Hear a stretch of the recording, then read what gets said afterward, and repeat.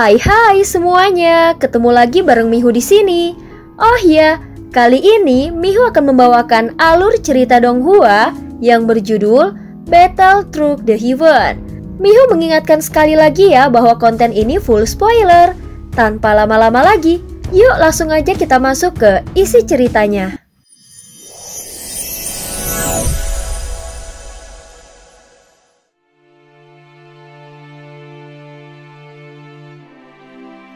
Melanjutkan dari kisah sebelumnya. Sebelumnya di Kampan Laut Barat yang merupakan area misterius tempat Xiaoyan berada, sosok kuat yang memburunya akhirnya telah muncul. Yao Nantian, aku tahu itu kau bajingan tua. Setelah pria bernama Bing Leidong berbicara, dia mengamati ke sekelilingnya.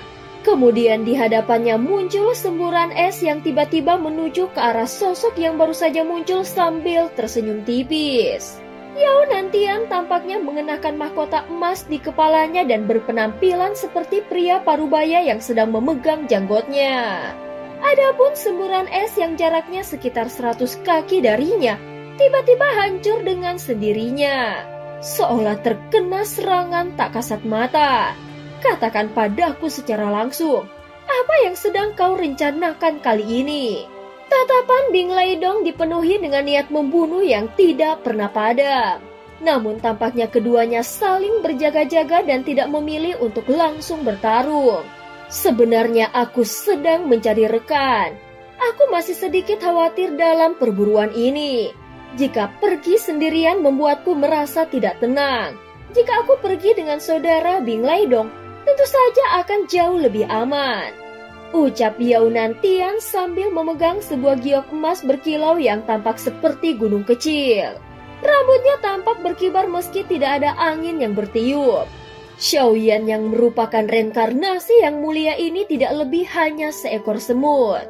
Dia bahkan baru saja menerobos tingkat keabadian para dewa. Hanya dengan sekali tamparan saja, dia pasti akan hancur lebur sampai mati. Ucap Bing Leidong berbicara dengan nada meremehkan seolah tidak percaya dengan perkataannya. Yao Nantian tersenyum hangat saat mendengar ucapannya. Bersamaan dengan giok emas di tangannya yang berputar perlahan seolah tampak tidak terburu-buru. Kelihatannya saudara Bing Leidong belum mendengar kabar. Walaupun reinkarnasi yang mulia baru saja menerobos ke tingkat keabadian para dewa, namun dia telah mengalahkan fragmen jiwa Master Su. Saat kata-kata Yao Nantian keluar, ekspresi Bing Leidong langsung berubah dan alisnya sedikit mengerinyit. Faktanya dia memang belum pernah mendengar berita ini. Mengalahkan fragmen jiwa Master Su, bahkan hanya dengan fragmen jiwanya kekuatannya tidak mungkin gagal membunuh tingkat ketiga keabadian para dewa. Yao Nantian, kau jangan berbohong padaku. Bing Leidong tampak bersikap skeptis.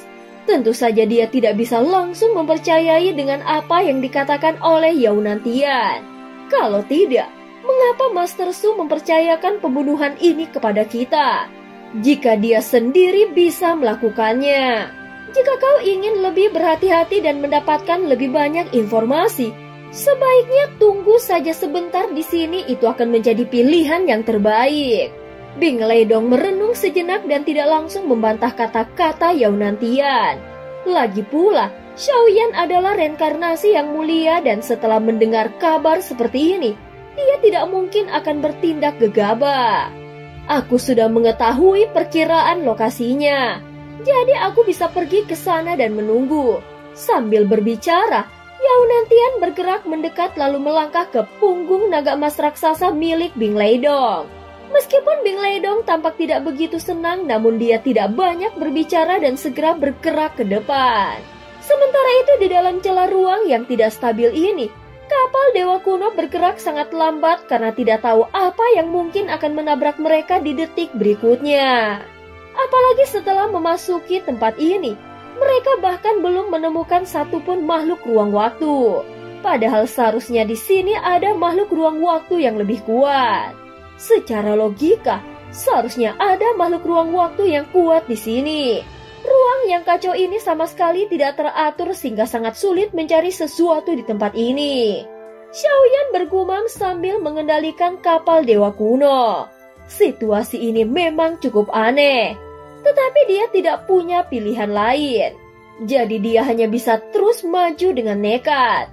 Di bawah panduan jiwa ilusi Sudong, Xiaoyan terus menerobos celah ruang. Awalnya Xiaoyan mengira akan berada di ruang kacau ini untuk waktu yang lama. Tetapi ternyata tidak lama kemudian, ruang yang kacau itu tiba-tiba mengalami perubahan. Begitu memasuki ruang seperti celah, kapal dewa kuno seolah-olah seperti burung yang menembus awan dan melesat cepat ke arah yang sudah ditentukan.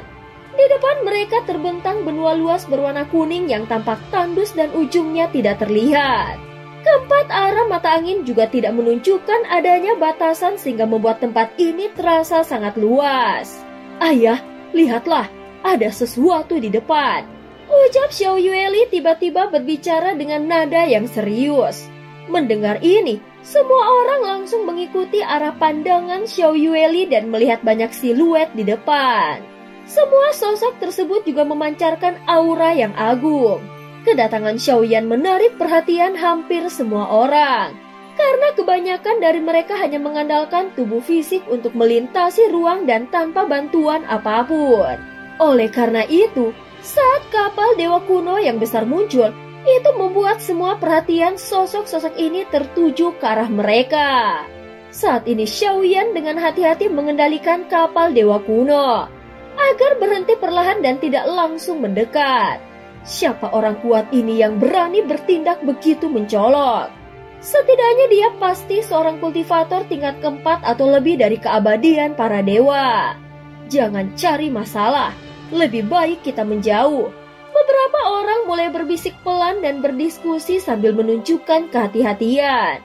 Pada saat ini tatapan Xiaoyan menyapu area itu dan kekuatan jiwanya menjelajahi ke sekeliling. Xiaoyan menemukan bahwa mayoritas dari mereka berada di tingkat ketiga keabadian para dewa dan beberapa ada di tingkat kedua.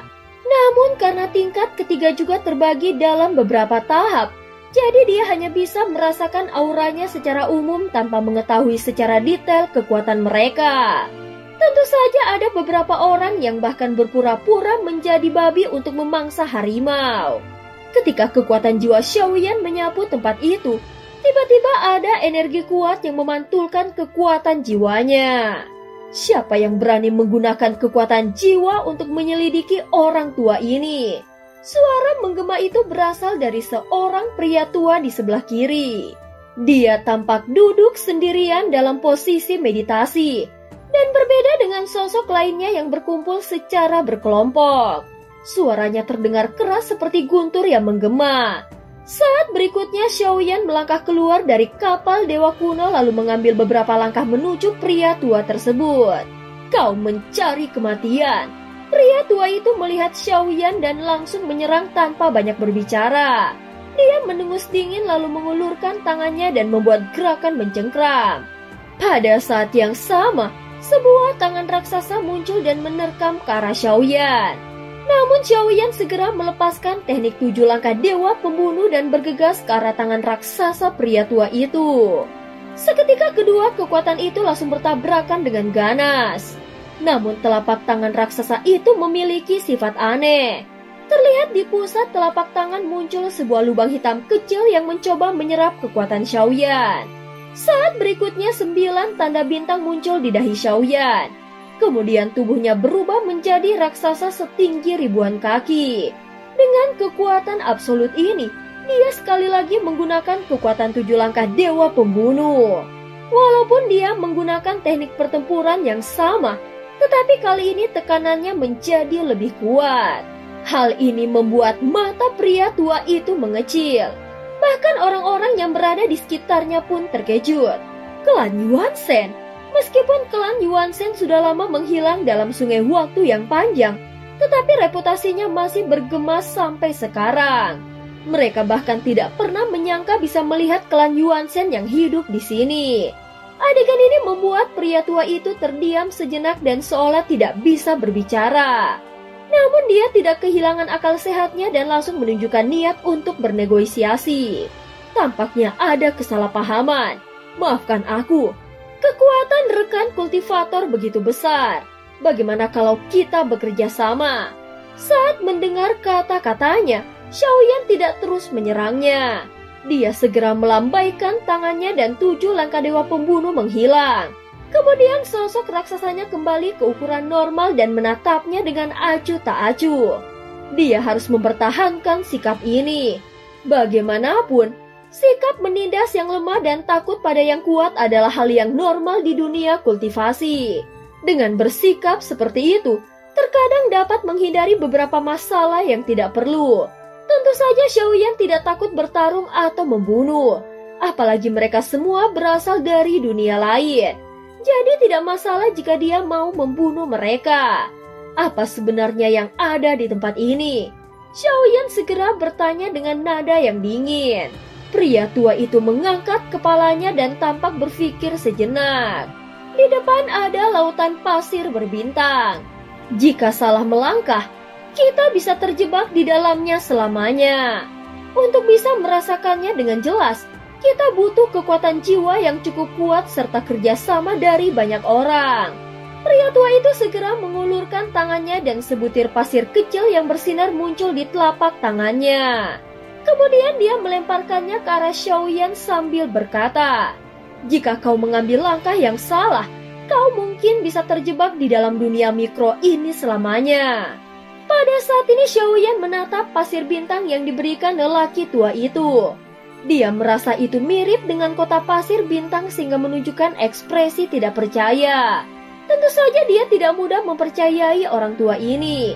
Apalagi setelah merasakan pengalaman pahit bersama Feng Xichang, sehingga dia tahu bahwa tidak ada sepatah kata pun yang dapat dipercaya dari orang-orang di sini. Orang tua ini mungkin adalah salah satu dari mereka yang ahli dalam jebakan dan mekanisme. Xiaoyan masih memperhatikan pasir bintang dan bergumam di dalam hatinya. Ada banyak orang yang tidak berani memasuki lautan pasir bintang ini. Bahaya yang tersembunyi di dalamnya mungkin jauh lebih rumit daripada sekedar memasuki dunia mikro. Setelah lelaki tua itu selesai berbicara, Xiaoyan langsung berbalik dan pergi. "Saudara, jika kita bekerja sama, barulah kita punya peluang untuk melewati laut pasir bintang ini. Jika bergerak sendirian, pasti akan sulit." Xiaoyan tidak menoleh dan hanya menjawab dengan dingin, "Aku tidak percaya dengan kata-katamu." Orang tua itu tercengang melihat Xiaoyan pergi tanpa memperdulikannya, sehingga wajahnya langsung berubah muram. Ternyata klan Yuan Shen masih ada yang tersisa. Sungguh tidak terduga. Jika bisa membunuhnya dan mengubahnya menjadi iblis kehilangan jiwa, maka kekuatannya pasti luar biasa. Tetapi orang itu tidak mudah tertipu. Dunia mikro ini hanyalah buatanku, dan bahaya yang sebenarnya bukan di sini. Aku juga merasakan dia mengaktifkan jiwa induksi. Jadi orang itu juga merupakan harta karun besar. Sayangnya aku datang sendirian. Jadi aku tidak punya cukup kepercayaan diri. Setelah berkata demikian, lelaki tua itu duduk bersila kembali. Terlihat seolah tidak ingin mengambil resiko, tetapi jelas dia sedang menunggu sesuatu.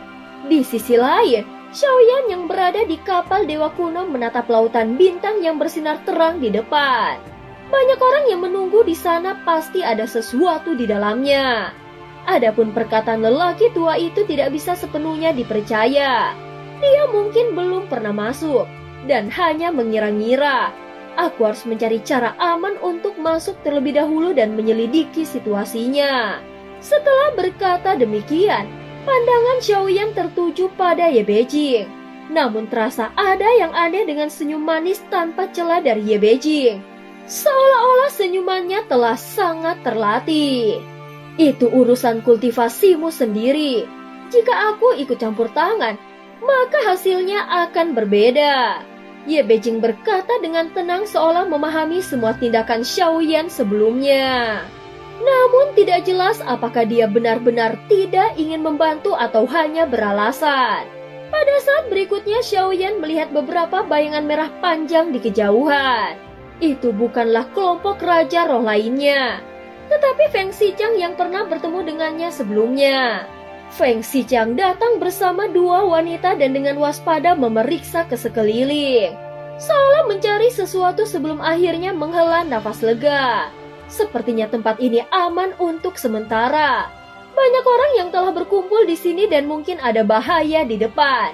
Jadi kita harus mencari sekutu. Setelah mengatakannya kepada dua wanita di sampingnya, Feng Xiqiang mulai mencari orang-orang dengan kekuatan yang lebih rendah di sekitarnya. Tak lama kemudian, beberapa orang mulai bergabung dengannya. Tenang saja, aku sudah pernah ke sini sebelumnya. Jika mengikutiku pasti aman, ucap Feng Xiqiang berbicara sambil menepuk dadanya. Xiaoyan mendengus dingin saat mendengar kata-katanya melalui kekuatan jiwanya. Feng Xiqiang juga memiliki kekuatan jiwa yang kuat, tetapi jelas tidak sebanding dengan Xiaoyan. Saat ini Xiaoyan tidak langsung menargetkan Feng Xiqiang, melainkan seorang kultivator wanita tingkat kedua keabadian para dewa yang berada di dekatnya. Metode yang digunakan Xiaoyan bukanlah teknik kekuatan jiwa biasa, melainkan teknik pengambil jiwa. Masuk sendirian terlalu berbahaya, tetapi jika ada orang lain yang mengambil resiko lebih dulu, maka itu lebih baik. Dengan kecerdikan Feng Xiqiang, dia tidak akan langsung masuk, melainkan merekrut lebih banyak orang kuat. Dia sangat berhati-hati dan cerdas. Dia bahkan tidak pernah mengandalkan kekuatannya sendiri, melainkan memaksimalkan peluangnya untuk selamat. Dua wanita yang bersamanya pun tidak hanya kuat, tetapi juga pintar sehingga bisa sampai sejauh ini tanpa masalah. Xiaoyan telah memilih seorang kultivator wanita sebagai target pengambil jiwa. Tentu saja, itu bukan untuk mengambil alih sepenuhnya, tetapi hanya untuk memantau situasi dengan aman. Tiba-tiba Ye Beijing melihat Xiaoyan dengan senyum penuh arti seolah menyadari tindakan Xiaoyan dan merasa ada yang menarik.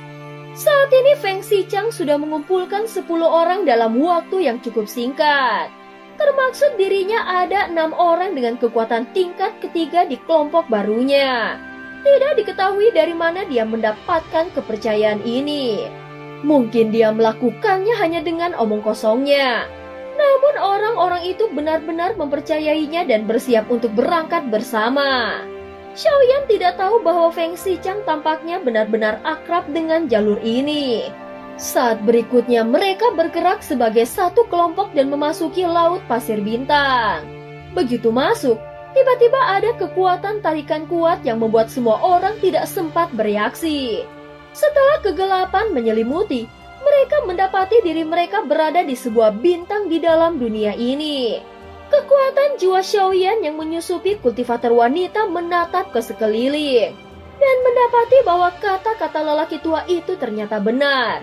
Mengikuti arah pandangan dari seorang kultivator wanita, dia melihat ke atas dan ada juga pusaran besar berwarna hitam yang tampak seperti sebuah lorong. Wanita itu kembali mengalihkan pandangannya dan di atasnya muncul 2 pusaran hitam lagi. Ternyata ada lebih dari 1 lorong di tempat ini.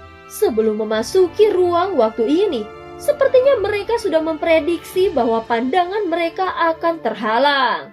Setelah kekuatan jiwa Xiaoyan memasuki tempat ini, area rahasia itu lebih terlihat seperti pusaran dari jiwa ilusi. Di antara banyak kultivator yang ada, pusaran itu adalah milik pemilik asli dunia ini. Namun kebanyakan orang yang datang ke sini berasal dari dunia lain.